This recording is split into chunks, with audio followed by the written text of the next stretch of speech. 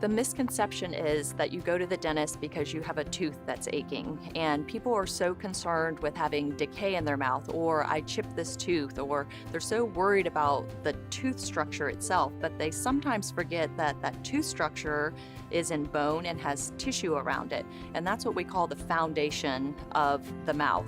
And if you're not taking care of the foundation of the mouth, you're actually going to lose the teeth, and that becomes the problem. If you're ever brushing your teeth or flossing and there's blood, you're spitting blood out after you're doing that, that's a problem. That's the beginning signs of what we call gingivitis. So it's an inflammation of the gums, and when something's inflamed, it starts to bleed.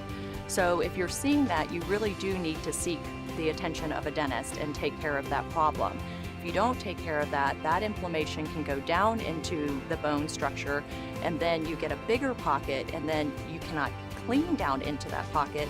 You get bacteria, and then the bone starts to recede. And once you do that, the teeth become loose in the arch, and you can start having movement in your teeth as well. They'll start to get crooked, they start to move, they become uncomfortable.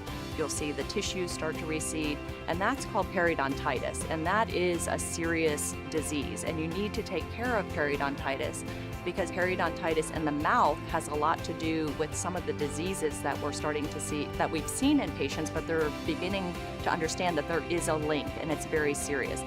You have to see somebody that is qualified, your hygienist, or you may have to have a surgery done to get in, clean out that pocket, and eliminate the bacteria that's down in that pocket, causing all of these diseases and losing the bone and the tissue in that area.